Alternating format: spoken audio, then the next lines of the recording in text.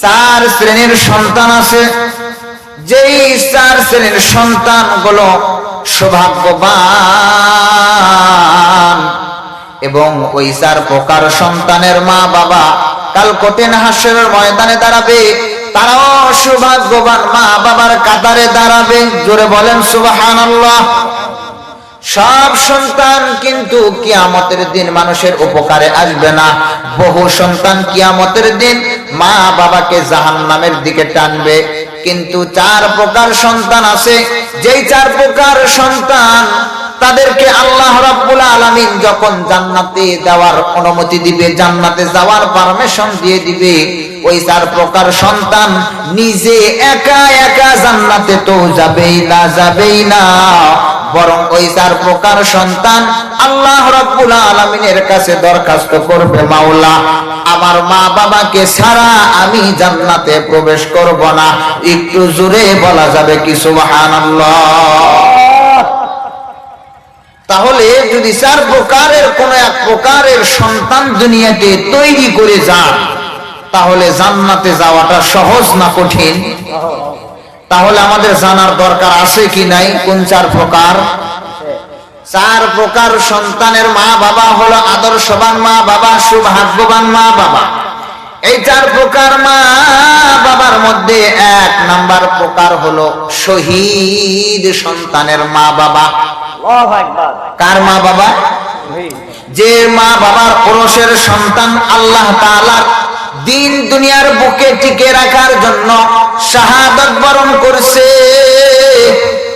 শহীদ হয়ে গেছে, ওই শহীদ সন্তানের মা বাবা কাল কঠিন হাসরের ময়দানে সৌভাগ্যবান মা বাবার কাতারে দাঁড়াবে। নবী করিম সাল্লাল্লাহু আলাইহি ওয়াসাল্লাম কোন এক যুদ্ধ থেকে জিহাদ করে বিজয় অর্জন করে মদিনায় ফিরতেছে। মদিনায় ফেরার সময় রাস্তার মধ্যে একজন সাহাবীর মাকে দেখতেছে, সাহাবীর মা কান্না করতেছে। নবী করিম সাল্লাল্লাহু আলাইহি ওয়াসাল্লাম ওই সাহাবীর মাকে দেখে নবী করিম সাল্লাল্লাহু আলাইহি ওয়াসাল্লাম চিনে ফেলেছি। নবী করিম সাল্লাল্লাহু আলাইহি ওয়াসাল্লাম ওই সাহাবীর মায়ের কাছে গিয়া বলতেছে, আম্মা জান, আপনার ছেলের নাম কি অমুক না? বলতেছে, হ্যাঁ আমি অমুক সাহাবীর মা। নবী করিম সাল্লাল্লাহু আলাইহি ওয়াসাল্লাম বলতেছেন, আপনার সন্তান জিহাদের ময়দানে শাহাদাত বরণ করেছে, আর আমি নবী নিজ হাতে কাফনের কাফন পরিধান করায়া জানাজার নামাজ পড়ায়া আমি কবরে দাফন করে দিয়েছি। জুড়ে বলেন সুবহানাল্লাহ। ওই সাহাবীর মা নিজের চোখের পানি মুছে বলতেছে, ইয়া রাসূলুল্লাহ, এই যে আপনাকে সাক্ষী রেখে বলতেছি, আজ থেকে এই যে এখন আমি চোখের পানি মুছে ফেললাম, আর কোনদিন আমার ওই সন্তানের কথা মনে করে কান্না করব না। কারণ কি? কারণ যেই সন্তান আমার স্তনের দুধ পান করে বড় করেছি, লালিত পালিত করেছি, এমন সন্তান যখন শহীদ হয়ে গেছে কাল কঠিন হাসরের ময়দানে, ওই সন্তান আমি মাকে ছাড়া জান্নাতে প্রবেশ করবে না। সুবহানাল্লাহ। তাহলে প্রথম প্রকার হলো শহীদের মা বাবা। শহীদ সন্তানের মা বাবা কাল কঠিন হাসরের ময়দানে সৌভাগ্যবান পিতামাতা হয়ে দাঁড়াবে। দ্বিতীয় প্রকার সন্তান হলো ওই সন্তান যেই সন্তানের যেই মা বাবার ওরসে সন্তান জন্মগ্রহণ করছে, কিন্তু সন্তান নাবালেগ অবস্থায় ইন্তেকাল করেছে। ছোট বয়সে নাবালেগ অবস্থায় বহু মানুষের এরকম হয় কি হয় না? নাবালেগ অবস্থায় ইন্তেকাল করে। তো এই যে সন্তান নাবালেগ অবস্থায় যেই সন্তান ইন্তেকাল করলো, ওই সন্তানগুলো হলো জান্নাতের পাখি। আল্লাহ রাব্বুল আলামিন যখন কোন বান্দার নাবালেগ ছোট বাচ্চার রূহ কবজ করে ফেরেশতারা যখন আল্লাহ তাআলার সামনে নিয়ে যায়, আল্লাহ তাআলা ফেরেশতাদেরকে ডাক দিয়া বলেন, ও আমার ফেরেশতারা রে, তোমরা তো আমার বান্দার বাচ্চা আনো নাই, তোমরা আমার বাচ্চার সন্তান আনো নাই, বরং তোমরা আমার বান্দা বান্দির কলিজাটা ছিলাইয়া নিয়ে আসছো। চিৎকার মেরে বলেন আল্লাহু আকবার। সন্তানের বাবা পিতা মাতার সামনে, বাবা মার পিতা মাতার সামনে সন্তানের মৃত্যু, এটা মা বাবার কাছে সবচাইতে দুনিয়ার মধ্যে কঠিন কাজ। কোন বাবার সামনে সন্তান ইন্তেকাল করবে, কোন মার সামনে তার সন্তান ইন্তেকাল করবে, দুনিয়ার কোন মা বাবা এটা চায় না যে আমি দুনিয়াতে জীবিত থাকবো আর আমার সামনে আমার সন্তান কবরে যাবে। এটা দুনিয়ার কোন মা বাবা চাইবে? চাইবে না। বরঞ্চ তো মা বাবা এমন হয় যে আল্লাহ তাআলার কাছে দরখাস্ত জানায়, আল্লাহ দরকার পড়লে আমার হায়াতটা আমার সন্তানকে দিয়ে দাও, তারপরেও আমার সন্তানকে ভালো রাখো, সুস্থ রাখো, আমার সন্তানের আগে আমি যেন কবরে যেতে পারি। চিৎকার বলেন ঠিক না? মা বাবারও তো এমন। তো ওই মা বাবা, যেই মা বাবার ওরসের সন্তান ছোট বয়সে ইন্তেকাল করে, ওই ইন্তেকাল করলে আল্লাহ রাব্বুল আলামিন ফেরেশতাদেরকে ডাক দেয়া বলে, ফেরেশতারা তোমরা তো আমার সন্তান, আমার বান্দা বান্দির সন্তান আনো নাই, বরং তোমরা আমার বান্দা বান্দির কলিজা ছিঁড়ে নিয়ে আসছো। যেই মা বাবার সন্তান তোমরা কবজ করে নিয়ে আসছো, ওই মা বাবা যদি ধৈর্য ধারণ করে, আল্লাহ রাব্বুল আলামিন বলেন ওই বান্দা বান্দিকে আল্লাহ তাআলা জান্নাত দান করবে, যেই জান্নাতের নাম হলো সাম্মুহু বাইতাল হাম। জান্নাতের ভিতরে বহু বিল্ডিং আছে, বিল্ডিং এর ভিতরে গায়ে বিল্ডিং এ সুন্দর সুন্দর নাম লেখা থাকে। একটা বিল্ডিং এর নাম হবে বাইতুল হাম। যেই মা বাবার ছোট বাচ্চা নাবালেক অবস্থায় ইন্তেকাল করলো, ওই সন্তানগুলো ইন্তেকাল করার পরে যদি মা বাবা ধৈর্য ধারণ করে, আল্লাহ রাব্বুল আলামিন ওই সাম্মুহু বাইতুল হামদ, এই বাইতুল হাম নামক জান্নাতের ভিতরে ওই মা বাবাকে আল্লাহ তাআলা বিনা হিসাবে প্রবেশ করায় দিবে। তাহলে সৌভাগ্যবান মা বাবার ভিতরে দ্বিতীয় প্রকার হলো ওই সন্তান, যে সন্তান নাবালেক অবস্থায় ইন্তেকাল করে।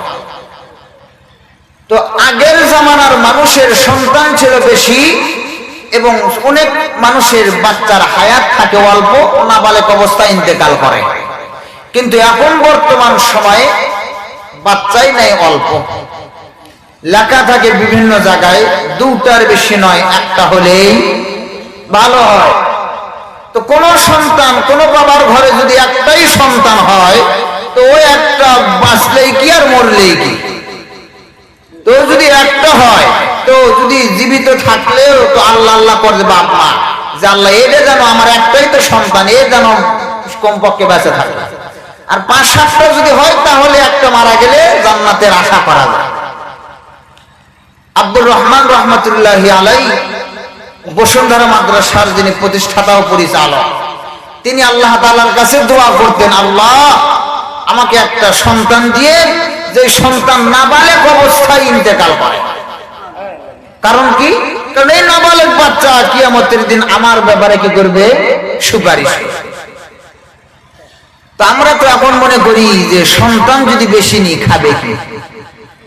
সন্তান যদি আমাদের বেশি হয় খাওয়াবো কি? মনে হয় যে সন্তানের রিজিকের দায়িত্ব মা বাবার। রিজিকের দায়িত্ব কি আমার আপনার? কোন মা বাবার? রিজিকের দায়িত্ব তো আল্লাহ তাআলা। মানুষ সৃষ্টির আগে আল্লাহ তাআলা কোন মাখলুকাত, কোন বান্দা কোথায় কি খাবে, কোথায় কি পরিধান করবে, কত টাকা ইনকাম করবে, কত টাকা ব্যয় করবে, সব কিছু আল্লাহ তাআলা আগেই বরাদ্দ করেছে। তো আল্লাহ তাআলার জিম্মায় যদি রিজিক থাকে, আল্লাহ তাআলা যদি আমাকে আপনাকে রিজিক দিয়ে পালতে পারে, আমার ঘরে যদি 5 জন সন্তান হয়, আপনার ঘরে যদি আল্লাহ তাআলা 5টা সন্তান দেয়, বলেন তো দেখি, বলেন তো আমার সন্তান, আপনার সন্তান, এদেরকেও কি আল্লাহ তাআলা খাওয়াতে পারেন কি পারেন না? তাহলে সন্তান আল্লাহ তাআলা দিবে, তাদের রিজিকের ফয়সালাও করবে কে? আল্লাহ। তো আল্লাহ রাব্বুল আলামিন এই যে রিজিক দান করবে, রিজিক আল্লাহ তাআলা কিভাবে যে দিবে এটা চিন্তার চেতনা আল্লাহ তাআলার বান্দার হাইসিয়তে নাই। আমাদের এই বর্তমান সময়ে যদি কোন মানুষের প্রতি আমাদের ভালোবাসা পয়দা হয়, যে মানুষটাকে আমরা ভালোবাসি ওই মানুষের কথা যদি আমাদের মনে হয়, স্মরণ হয়, তখন আমরা কিন্তু চিন্তা করি একটু ফোন দিই। কোন বন্ধুর কথা যদি মনে পড়ে আমরা কি করি, দেখে একটু বন্ধু কি করে, ফোন দিয়ে কথা বলি। বন্ধুর কাছে একটু ভিডিও ফোন দিয়ে দেখি বন্ধু তুমি কি করো। প্রিয় মানুষের কথা মনে হলে এরকম কাজ করি কি করি না? তো হযরতে মূসা আলাইহিস সালাতু ওয়াস সালাম, মূসা আলাইহিস সালাতু ওয়াস সালামের সবচাইতে প্রিয় ব্যক্তি, সবচাইতে প্রিয় জিনিসটা হলো আল্লাহ তাআলার সাথে কথা বলা। আমার আপনার ভালোবাসার মানুষ আছে, ভালোবাসার মানুষ আছে, আমরা কথা বলি মোবাইলে, কিন্তু হযরতে মূসা আলাইহিস সালাতু ওয়াস সালাম যখন তার ভালোবাসা আল্লাহ তাআলার ইশক আর মহব্বত অন্তরে পয়দা হয়ে যাইতো, দুনিয়ার সব কাজ বাদ দিয়ে আল্লাহ তাআলার সাথে কথা বলার জন্য তুর পাহাড়ে দৌড় দিতেন। বলেন সুবহানাল্লাহ। তুর পাহাড়ে চলে গেছে আল্লাহ তাআলার সাথে কথা বলতে। তো আল্লাহ তাআলার ভালোবাসা যখন উতলাইয়া উঠছে, দুনিয়ার সব চিন্তা বাদ দৌড় দিছে তুর পাহাড়ে। তুর পাহাড়ে কাছাকাছি যখন চলে গেছে তখন দিলের ভিতরে একটা কথা মনে হয়ে গেছে। কথাটা কি? যে হাই হাই, আসলাম তো নিজের ইচ্ছায়, কথা বলতে আসলাম নিজের ইচ্ছায়, কিন্তু যাওয়া তো হবে আল্লাহর ইচ্ছায়। আল্লাহ যতদিন না বলবে মূসা বাড়ি যাও, এতদিন তো আর যাওয়া যাবে না। আসলাম তো ভালো, কিন্তু আল্লাহ তো যদি না যেতে বলে, তাহলে আমার পরিবারের বিবি বাল বাচ্চা আছে, এরা খাবে কি? এই যে একটা খাবারের চিন্তা মূসা আলাইহিস সালাতু ওয়াস সালামের দিলের ভিতরে স্মরণ হয়ে গেছে। তো দিলের হালত কেউ জানে না, জানে কে? একটু জোরে বলেন, ইন্নাল্লাহা আলিমুম বিযাতিস সুদূর।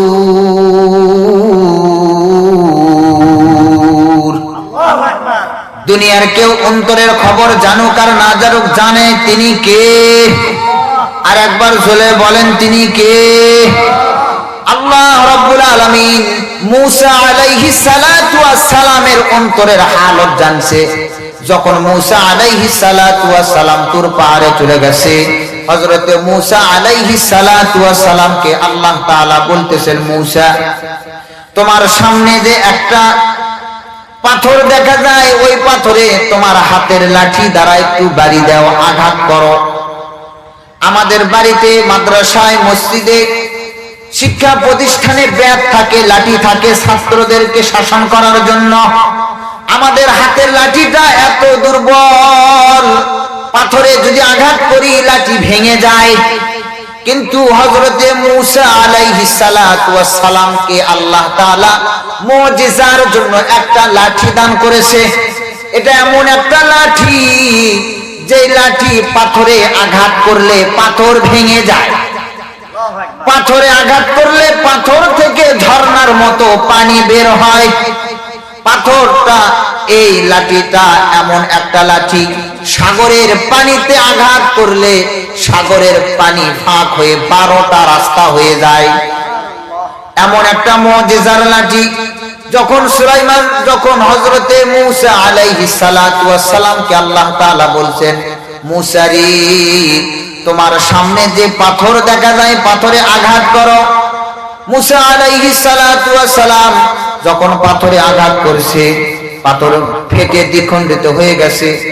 তার ভিতরে আরেকটা পাথর, বলে মূসা আবার আঘাত করো। মূসা আলাইহিস সালাতু ওয়াস সালাম যখন দ্বিতীয়বার আঘাত করছে, পাথর ফেটে গেছে, তৃতীয় পাথর বের হয়েছে। আল্লাহ রাব্বুল আলামিন বলেন, মূসা আবার আঘাত করো। আবার যখন পাথরে আঘাত করছে, পাথর ফেটে দ্বিখণ্ডিত হয়ে গেছে। তার ভিতরে চতুর্থবারে একটা সাদা পাথর বের হয়েছে। হযরতে মূসা আলাইহিস সালাতু ওয়াস সালামকে আল্লাহ তাআলা বলতেছেন, মূসা রে ওই চতুর্থ পাথরেও আঘাত করো। যখন চতুর্থ পাথরে আঘাত করছে, চতুর্থ পাথর দ্বিখণ্ডিত হইয়া তার ভিতরে দেখে একটা বসবাস করার মতো একটা বাসস্থান আছে, যার ভিতরে একটা ছোট্ট পোকা বসবাস করে। চিৎকার মেরে বলেন সুবহানাল্লাহ। কয়টা পাথর? চারটা পাথরের ভিতরে একটা কে বসবাস করে? ছোট্ট পোকা। যেই পোকার মুখে একটা সবুজ ঘাস, কিতাবের ভিতরে লেখে তার খাদ্য মুখের সামনে আছে। সুবহান। তো এই যে ঘটনা, মুসা তো বুঝতে পারছে ঘটনা কি ঘটছে, কারণ দিলের ভিতরে আমার তো চিন্তা হয়েছিল আমার সন্তান খাবে কি, আমার পরিবার বিবি বাল বাচ্চা খাবে কি। তো পাথরের ভিতরে পাথর, তার ভিতরে পাথর, তার ভিতরে পাথর, তার ভিতরে একটা পিপিলিকা, একটা পিপিরাকে যে আল্লাহ তাআলা খাওয়াতে পারে। মুসা এমনি বুঝছে যে এই পিপিলিকাকে যদি আল্লাহ তাআলা খাওয়াতে পারে, আমার পরিবারের বাচ্চা আছে, এদেরকে কি আল্লাহ খাওয়াতে পারেন কি পারেন না? তো আল্লাহ রাব্বুল আলামিন দিলের হালত জানে কি জানে না? এই কারণে আমরা রিজিকের চিন্তা করব না যে রিজিকের অভাব হবে, সন্তান যদি বেশি নিই রিজিক পাবে কই, খাবে কি, শুধু মারামারি না। বহু মানুষ আপনার অভিজ্ঞতার আলোকে দেখবেন, আপনার জিন্দেগিতে খেয়াল করে দেখবেন, বহু মানুষ আগে খুব সম্পদওয়ালা ছিল, শেষ বয়সে ভাতও পায় না। এরকম মানুষ আছে কি নাই? আবার এমনও মানুষ দেখবেন যে শুরুর জামানায় খাবারও ঠিক মতো জোটেনি, কিন্তু কিছু বছর পর তার খাবারের আর অভাব হয় নাই। এরকম আছে না নাই? তাহলে যদি সম্পদ যদি মানুষকে রিজিক দিত, তাহলে ওই বেটা যার 50 বিঘা জমি ছিল সে কেন মৃত্যুর আগে খাবার পায় না, আর যার কিচ্ছু ছিল না সে মৃত্যুর আগে খাবারের অভাব হলো না। তার মানে সব কিছু ফয়সালা করে তিনি কে? আল্লাহ। তো এই যে আমি আপনাদের সামনে যে বলতেছিলাম, আদর্শবান সৌভাগ্যবান মা বাবা কিয়ামতের দিন দাঁড়াবে 4 প্রকার মা বাবা। দ্বিতীয় প্রকার ওই মা বাবা যে মা বাবার ওরসের সন্তান নাবালেক অবস্থায় ইন্তেকাল করেছে। তৃতীয় প্রকার সৌভাগ্যবান মা বাবা হলো ওই মা বাবা কিয়ামতের দিন সৌভাগ্যবান মা বাবার কাতারে দাঁড়াবে যেই মা বাবার ওরসের সন্তান আলেম হয়, হাফেজ হয়। আলেম হাফেজ হয় এমন মা বাবা কিয়ামতের দিন সৌভাগ্যবান মা বাবা হয়ে দাঁড়াবে। বলেন সুবহানাল্লাহ।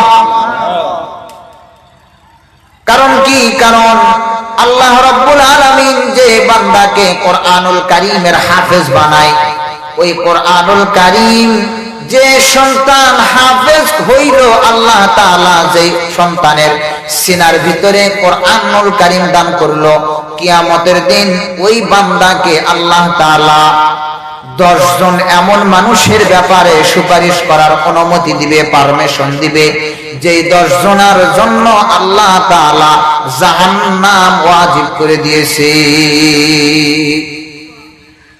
জাহান্নামী হয়ে গেছে এমন 10 জন মানুষকে সুপারিশ করে জান্নাতে নিয়ে যাওয়ার মতো শক্তি, যোগ্যতা আল্লাহ তাআলা একজন হাফেজে কোরআনকে দান করবে। সুবহানাল্লাহ।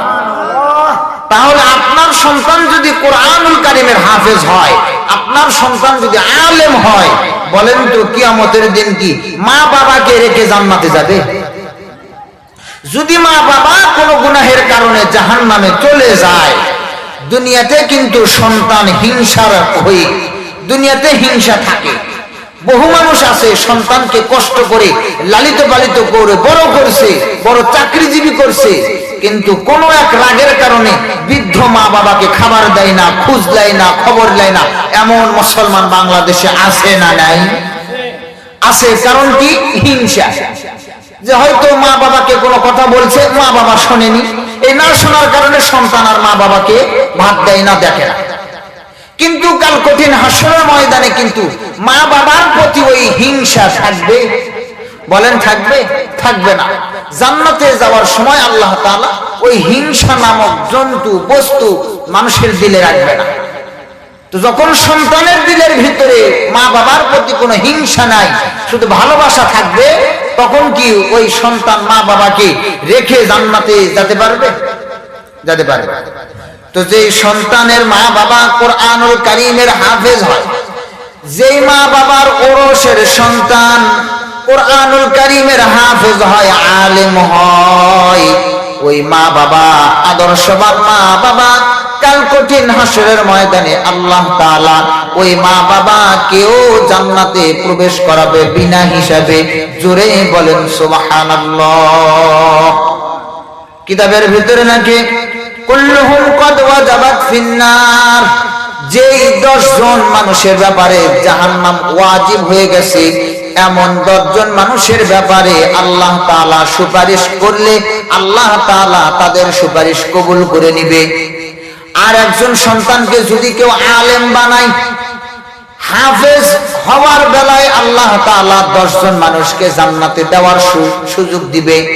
আর যদি কোন সন্তানকে কোরআনুল কারীমের হাফেজ আলেম হয়, আলেম বানায়, ওই আলেমের ব্যাপারে কিতাবের ভিতরে নাকি কোন সীমা রাখা নাই। 2 জন নয়, 10 জন নয়, 1 জন নয়, 1000 নয়, 2000 নয়, যত মানুষের ব্যাপারে সুপারিশ করবে কাল কঠিন হাসরের ময়দানে ওই আলেমের সুপারিশ কবুল কইরা আল্লাহ তাআলা ওই আলেমের সাথে ওই সমস্ত মানুষদেরকেও জান্নাতে প্রবেশ করায় দিবে। চিৎকার মেরে বলেন আল্লাহু আকবার। তাহলে আমরা যারা হাফেজ হই নাই, আলিম হতে পারি নাই, আলিমের মা বাবা হলে কি কোনো ক্ষতি আছে? চেষ্টা করেন সন্তানকে আলেম বানান। যদি আপনি নিজে আলিম হতে পারেন নাই, সন্তান নিজে আলিম হতে পারলেন না, তাহলে আপনার সন্তানকে আলেম বানান, হাফেজ বানান।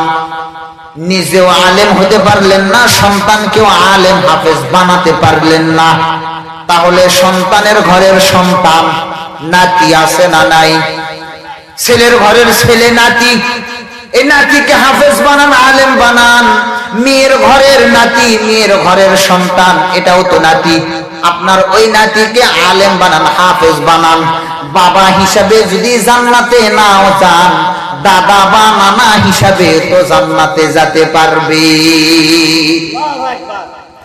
বাবার কাতারে দাঁড়াতে পারলেন না, কিন্তু নাতিকে আলেম বানাছেন, তাহলে ওই নাতি কি দাদা আর নানা এই 2 জন ব্যক্তিকে রেখে জান্নাতে যাবে? বলে তাহলে আলেম বানালে দুনিয়াতেও শান্তি সুখ আছে, আখিরাতেও আল্লাহ তাআলা সুখ শান্তি দান করবে। এখন যারা নিজে আলেম হতে পারলেন না, সন্তানকেও আলেম হাফেজ বানাতে পারলেন না, মেয়ে বা ছেলের ঘরের নাতি এদেরকেও আলেম হাফেজ বানাতে পারলেন না, শেষ একটা সুযোগ আছে। বলবো কি? শেষ একটা সুযোগ। নিজে আলেম হাফেজ হলেন না, সন্তানকেও বানাতে পারলেন না, নাতিকেও বানাতে পারলেন না, একটা শেষ সুযোগ আছে। একজন আলেম হাফেজ যে ব্যক্তি হইতেছে তাকে সহযোগিতা করেন। সুবহানাল্লাহ। এটা সর্বশেষ সুযোগ। নিজে পারলেন না, হলেন না, নিজের সন্তানকেও বানাতে পারলেন না, নিজের সন্তানের সন্তানকেও বানাতে পারলেন না, তাহলে আপনাদের মাদ্রাসায় এখানে কি আলেম হাফেজ হতেছে কি হতেছে না? যেই মায়ের সন্তানগুলো মাদ্রাসায় দিয়েছে, এই সন্তানগুলো তো কোরআনুল কারীম পড়তেছে, মুখস্থ করতেছে, এখানে হিফজ করার পরে তার আলেম হতেছে। তো আপনারা যারা টাকা দিয়ে সহযোগিতা করতেছেন, খাবার দিয়ে, কথার মাধ্যমে, যে যেইভাবে সহযোগিতা করতেছেন, তাকে সহযোগিতা করতেছেন একজন হাফেজ ছাত্রকে। কথা বলেন ঠিক কিনা?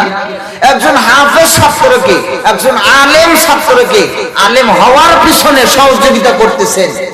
তো কাল কঠিন হাসরের ময়দানে আপনার বাড়িতে লজেন খেয়ে, জাগির খেয়ে যে সন্তান হাফেজ হলো, যে সন্তান আলেম হলো, বলেন তো ওই সন্তানকে কিয়ামতের দিন আপনি জাগিরদার জাহান্নামের লাইনে দাঁড়াছেন, ওই হাফেজ আলেম আপনাকে রেখে জান্নাতে যেতে পারবে? জোরে বলেন, পারবে। তাহলে নিজে যদি আলেম হাফেজ হন তাহলে তো আলহামদুলিল্লাহ। যদি নিজে না পারেন, নিজের সন্তানকে আলেম হাফেজ বানাবেন। যদি নিজের সন্তানকেও আলেম হাফেজ বানাতে না পারে, নিজের নাতি যারা আছে এদেরকে হাফেজ বানান। এটাও যদি না পারেন তাহলে যারা মাদ্রাসায় পড়তেছে, আলেম হতেছে, হাফেজ হতেছে, এদেরকে আলেম হাফেজ হওয়ার পিছনে সহযোগিতা করার দরকার আছে না নাই?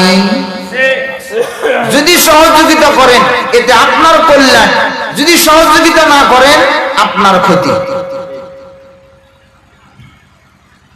তো যেই কথা বলতেছিলাম যে আল্লাহ রাব্বুল আলামিন কিয়ামতের দিন 4 শ্রেণীর মা বাবাকে সৌভাগ্যবান মা বাবা, তার তৃতীয় প্রকার হলো আলেম হাফেজের মা বাবা। চতুর্থ প্রকার ওই সন্তানের মা বাবা হলো আদর্শবান মা বাবা।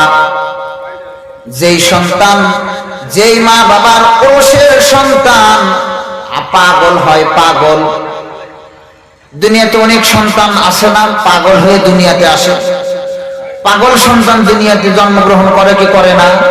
করে।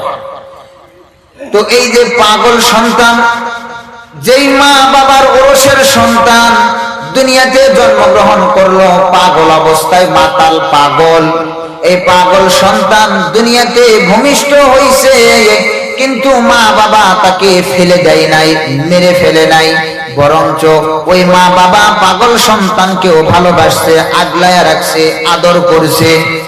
দুনিয়ার কেউ ভালোবাসুক আর না বাসুক, সন্তান যদি পাগল হয় দুনিয়ার সব মানুষ ওই সন্তানকে পাগল বলে ডাক দেয়, কিন্তু মা বাবা কিন্তু ওই সন্তানকে পাগল বলে ডাক দেয়।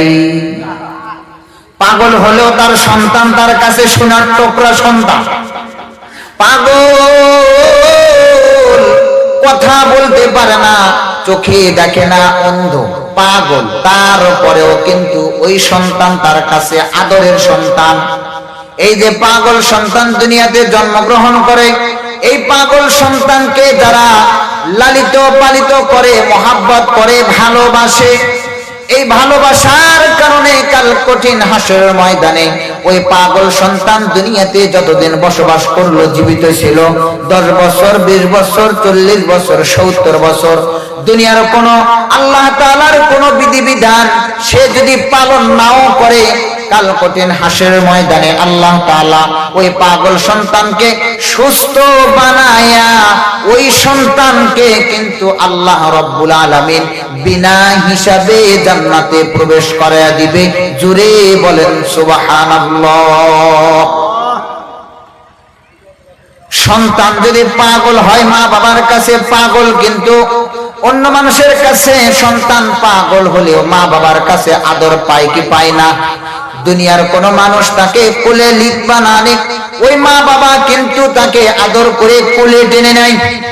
পাগল সন্তান মুখ দিয়ে থুতু পড়ে, লালা বের হয়ে যায়, মানুষ তার দিকে দেখেও দেখে না, মানুষ তার দিকে তার দিকে তাকায়, কিন্তু মা বাবা আদর করে সন্তানটাকে কোলে নেয়, মুখের লালা পরিষ্কার করে দেয়, আদর করে খাবার খাওয়ায়, করে কি করে না? প্রস্রাব পায়খানা করতে পারে না, কিন্তু তারপরেও মা বাবা তাকে প্রস্রাব পায়খানার ব্যবস্থা করে দেয়, আদর সোহাগে বড় করে। দুনিয়ার আল্লাহ তাআলার কোনো বিধিবিধান তারা পালন করতে পারে না। পাগল কি নামাজ পড়ে? পাগল নামাজ পড়তে পারে না, রোজা রাখতে পারে না, আল্লাহ তাআলার কোনো বিধি বিধান সে পালন করে না। এই পালন না করার পরেও যখন এই সন্তান কিয়ামতের দিন দাঁড়াবে, আল্লাহ রাব্বুল আলামিন ওই পাগল সন্তানকে কিন্তু কিয়ামতের দিন পাগল করে তুলবে না, বরং সুস্থ মস্তিষ্ক দিয়ে সুন্দর আকৃতি গঠন করে কাল কঠিন হাসরের ময়দানে দাঁড় করাবে। আর ওই পাগল সন্তানকে আল্লাহ রাব্বুল আলামিন বিনা হিসাবে জান্নাতে প্রবেশ করাবে। জোরে বলেন সুবহানাল্লাহ। আল্লাহ রাব্বুল আলামিন যখন ওই পাগল সন্তানকে বলবে, যাও যাও, তোমার জন্য জান্নাত বিনা হিসাব, তোমার কোনো হিসাব নাই, ওই পাগল সন্তান কিন্তু আল্লাহ রাব্বুল আলামিনের কাছে দরখাস্ত করবে, আল্লাহকে বলবে, আল্লাহ আপনি আমাকে দুনিয়াতে পাগল বলে দুনিয়াতে প্রেরণ করেছিলেন, দুনিয়ার মানুষ আমাকে পাগল বলে আমার উপরে তাচ্ছিল্যতার দৃষ্টিতে তাকাইছে, কিন্তু আমার মা বাবা আমাকে পাগল বলে দূরে সরে দেয় নাই, বরঞ্চ আমাকে ভালোবাসছে, আদর করছে, খাবার খাওয়াইছে, মহব্বত করছে। অন্য যত সন্তান ছিল তাদেরকে যেরকম মহব্বত করছে, আমাকেও মহব্বত করছে। মাওলা গো, আজকে আপনার কাছে একটা দরখাস্ত জানাই, আমার ওই মা বাবাকে আমার সাথে যদি জান্নাতে যাওয়ার অনুমতি দেন তাহলে জান্নাতে যাইব, আর যদি জান্নাতে যাওয়ার অনুমতি না দেন, আল্লাহ আপনার জান্নাত আপনার কাছেই থাক, আমি এই জান্নাতে প্রবেশ করব না। এই পাগল সন্তান যখন আল্লাহ রাব্বুল আলামিনের কাছে এইভাবে দরখাস্ত করবে, আল্লাহ তাআলা তখন কিন্তু ওই পাগল বান্দা বান্দির উসিলা করে মা বাবাকেও বিনা হিসাবে জান্নাতে প্রবেশ করায়া দিবি।